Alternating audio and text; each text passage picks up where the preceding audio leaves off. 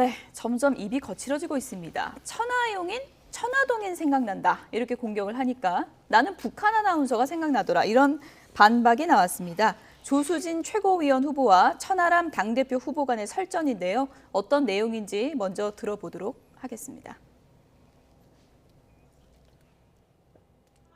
내부 총질러들의 집합소예요, 그게. 저는 당원을 믿습니다. 그리고 천하용인 이 말도 대단히 부적절한 게요. 우리가 대장동 부패 게이트, 이재명 대표의 도덕성을 직공하는 입장에서 천하동인이나 대장동 게이트에 냄새를 안 띄워야 되는 거 아니에요? 아, 천하용인 이거 이름에 한 글자씩 딴 건데 이거 들으면서 대장동 부패 게이트 떠오르지 않습니까?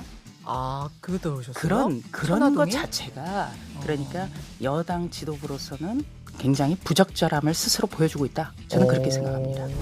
조수진 의원이 네. 천화동 혹은 어감부터가 비슷하다. 천하동인? 예. 네. 아니 이거 글쎄요. 이게 저희 이름을 가지고 이렇게 조어를 한 것인데 예. 이걸 또 이렇게 나쁘게 볼 필요가 있나라는 생각이 들고 굉장히 과도하다고 봅니다. 그러니까 예를 들어서 저는 조수진 최고위원 후보를 보면은 어떤 조선중앙방송의 그 북한 방송의 아나운서가 연상이 됩니다. 그렇다고 해서 제가 조수진 후보에게 왜 북한 아나운서 같은 외모를 갖고 계시냐라고 얘기하진 않지 않겠습니까? 그러니까 이거는 본인이 연상되는 걸 그대로 갖고 와가지고 비판의 소재로 쓴다라는 것은 저는 적절치 않다. 네, 조수진 후보 대 천하람 후보.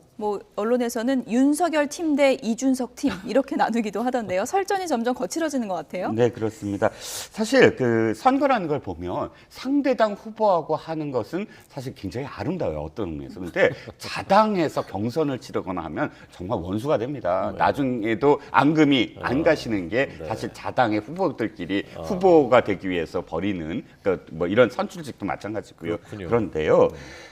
정말 부적절합니다. 두 사람 다 부적절했어요. 그러니까 천화동인이라는 것이 갖고 있는 어떤 의미, 이 당에서 이 게이트라고 명명하고 그것을 파헤치는 그런 과정 속에서 자당의 상대 후보에 대해서 그렇게 표현을 하는 것이 과연 지금까지 이 게이트라고 붙이면서 그것을 비판하고 지적해온 태도와 일관되느냐? 그럼 누구나 다 그렇게 정말 그렇게 그런 용어를 써갖고 비판할 수 있으려면 게이트라고 붙이면서 하는 것이 굉장히 진지하지 못했던 태도였다라고 자인하는 거나 마찬가지고요. 두 번째, 그렇다고 해서 또 이게 젠더의 문제로 또 되거든요. 남성 후보가 여성 후보에게 외모를 이야기하면서 더군다나 우리가 사실은 잘 그렇게 표현하지 않아야 돼.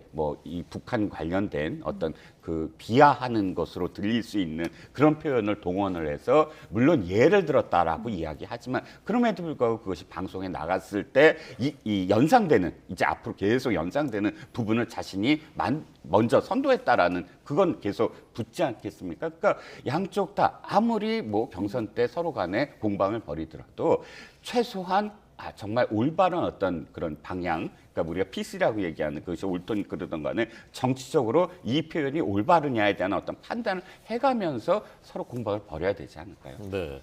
집안 싸움이 더 무섭고 감정의 앙금이 오래 남는다. 이 논쟁은 어떻게 들으셨습니까? 그러니까요. 그 말이 딱 맞는 것이죠. 우리가 이제 선거를 하다 보면 유혹에 빠지기 쉬운 게 뭐냐면 지지층을 결집시키는데 가장 좋은 게 뭐냐면 분노를 조직화하는 거예요.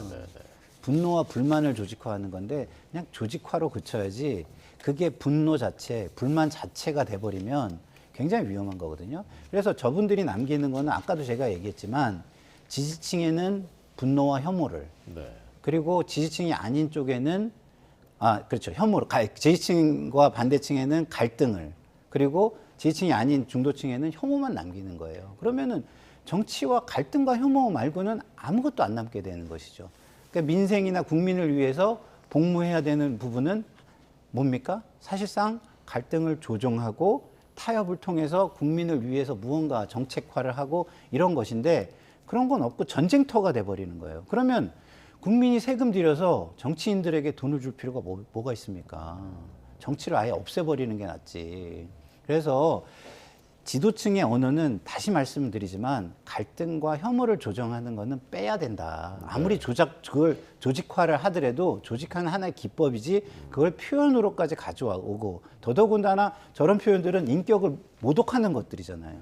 인격을 모독하는 저런 표현을 아무 생각 없이 그냥 저렇게 자기 이익을 위해서 쓴다? 저걸 보고 국민들은 아 그러면 나도 그래도 되네. 쟤네도 그러는데 이렇게 생각하지 않겠습니까? 네. 예. 최고위원 후보들의 그 구도라고 할까요? 그걸 잠시 좀 살펴보면은 최근에는 뭐 제가 앞서도 언급했지만 팀 윤석열 대 팀 이준석이다 이런 대결로도 이제 구분을 하던데요.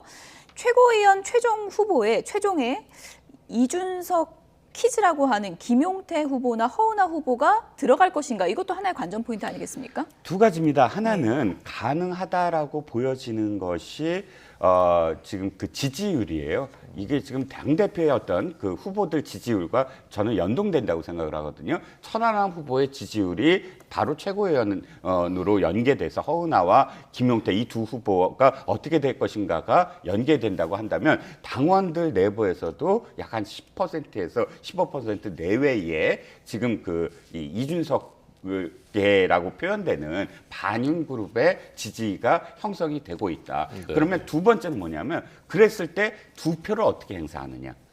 그러니까 이게 지금 최고위원은 두 표잖아요. 그러면 뭐 김용태, 뭐 허은하를 찍든 뭘 하든 이 자신들의 지지 이외의 플러스 알파를 원한다면 그 두 표 전략을 어떻게 지금 전략적으로 해서 지역이나 혹은 세대별로 이 전략을 시행할 것인가에 따라서 사실상 둘 중 한 사람이라도 사회권 내에 진입할 수 있는 기회가 생길 거라고 봅니다. 네. 지금 저 8명 후보 중에 4명 당선되는 거죠, 그러니까? 네네, 4명을 맞습니다. 선출하는 거죠, 저 네네. 중에서? 저 중에서 안정권은 보통 여론조사를 통합해 보면 누구 정도를 꼽을 수 있는 거예요? 지금 안정권이라고 표현하면 그렇지만 예. 여러 여론조사에서 그래도 상위권 이내로 많이 거론되는 이 인물들은 민영삼 그다음에 조수진 이 두 사람은 어떤 여론조사에도 계속 상위권 4위 이내로 나오고요. 예. 그다음 인물들이 김재원, 김병민. 이게 특히 김병민 후보 같은 경우 초반에는 5위권 이하였으나 예. 지금은 상위권 이내로 자주 거론이 되는 것을 보면 좀 추세선이 예. 오르는 경향이다라고 보여지고요. 여기에 반해서 허은하, 김용태 두 후보는 허은하 후보가 상위권 이내에 들어가 있는 여론조사도 있고 또 김용태 후보가 한 5위권까지 올라온 여론조사도 있어서 두 사람 중에 누가 더 지금 예. 유리하다 이렇게 단언하기는 좀 어려운 어떤 상황인 것 같습니다. 네. 근데 저는 뭐 전국 선거를 비롯해서 각 단위 선거에 굉장히 실무를 많이 했던 사람 중에 하나거든요. 네, 네. 그런데 선거가 과열이 됐을 때 우리가 주의해야 될 게 있습니다. 여론조사와 관련해서. 뭐냐면 선거가 가열되면은요, 여론조사에 조직을 동원해요. 왜냐하면 지금 413명 답변자잖아요. 네, 네. 그럼 저 중에 우리 조직원 중에 한 명이나 몇 명이 답변을 하게 되면 얼마나 큰 영향을 미치겠어요? 예. 그렇기 때문에 이게 선거가 과열 시에는 여론조사가 굉장히 위험한 게 다 대기를 시킵니다. 대기를 시켜요. 여론조사에 응답해라. 우리 지금 여론조사 잘 나와야 유리해지니까. 그리고 여론조사 전화가 오잖아요. 제 번호로 뜨잖아요. 뭐 1588 뭐다 이렇게 나오면 그거를 다 조직원들한테 통지를 합니다. 이 전화번호로 여론조사가 돌고 있으니 꼭 전화를 받아야 된다. 그래야 우리가 여론을 이끌 수가 있다. 이렇게 다 통지를 해요. 그럼 그 전화를 받습니다. 그러면 누가 유리해지나요? 조직력이 강한 쪽이 유리해지는 거예요. 그렇군요. 예, 그래서 지금 선거가 과열 조짐을 보일 때 여론조사는 굉장히 주의해서 보고 그냥 참고만 해야지 그걸 가지고 어떤 판단을 하기는 굉장히 쉽지 않다. 이런 말씀을 드리고 싶습니다. 샘플도 작고 예. 또 후보들 지명도도 대표 선거보다 훨씬 떨어지고 그렇죠. 하기 때문에 알겠습니다.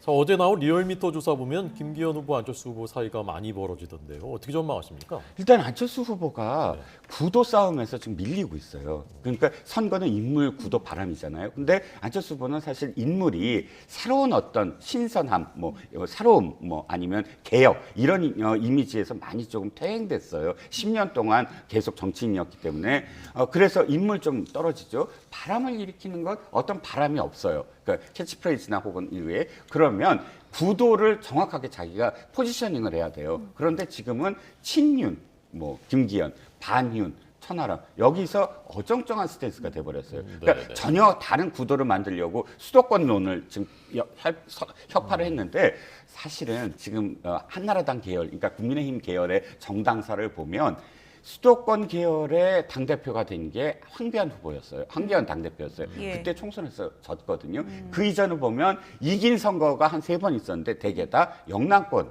강재섭 뭐 당대표라든지 이렇게 되거든요. 그러니까 수도권 당대표론이 안 먹혀 들어가는 거죠. 그래서 지금 안철수 후보가 좀 밀리고 있는 어떤 형세에서 이제라도 며칠 안 남았지만 뭘 해야 되냐면 어떤 구도를 만들어야 돼요. 친윤과 반윤 구도가 아니라 전혀 다른 구도여야 되는데 지금 친윤 반윤 구도에서는 범윤이라는 아주 어정쩡한 스탠스로 계속 있다 보니까 자신이 언론 주목 또는 이슈를 끌지 못한다는 거죠. 간략하게요. 지금 이제 추이로만 보면은 양강 구도라고 그랬는데 양강 구도가 아니고 삼강 구도로 가는 추세인데 이렇게 되면 천하람 후보의 그런 지지율 추이가 상당히 관심이네요. 그렇죠. 그래서 3강도 아니고 사실은 저건 뭐 4고 일강, 일강, 삼중. 일강, 이중. 이중이나 뭐 3중 정도 되는 것 같은데 그건 왜 그런 거냐면 제가 볼 때는 안철수 후보가 전략적인 미스를 지금 하고 있는 거예요. 김기현 후보가 1등이니까 1등을 공격하기 위한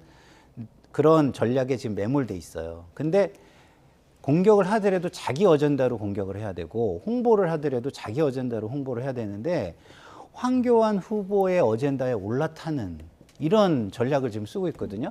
그렇게 되면은 제가 볼 때는 안철수 후보한테 유리할 게 없다고 보고요. 본인의 이야기를 해야 되고 황교안 후보가 공격을 해주는 거에 대해서는 적정한 수준에서 동의만 표현하는 이런 식으로 저는 가야 네네. 나중에 결선에 가서 그 표들을 전부 다 흡수할 수 있는 그런 게 되고 저렇게 안철수 후보가 그 왜 떨어졌냐라는 아까 그 질문에 답변을 드리자면 네네. 기본적으로 안철수 후보는 반윤 내지는 그 친윤에 대한 비호감 이것들에 대한 하나의 그릇이 됐던 거거든요. 근데 여기에 선택지가 많아지면서 그것이 갈린 거죠. 그러면 안철수 후보는 제가 볼 때는 자기 어젠다를 중심으로 다른 어젠다들을 담을 수 있다라는 그릇을 보여주면서 자기 어젠다를 중심으로 캠페인을 하는 게 저는 맞다고 봅니다. 네, 알겠습니다. 네, 전당대회 열기가 가열되면서 지금 뭐 지지율도 요동치고 있는 상황이라 좀 지켜봐야 될 것 같습니다. 이종훈 시사평론가, 김장일 정치평론가 두 분이었습니다. 고맙습니다. 감사합니다.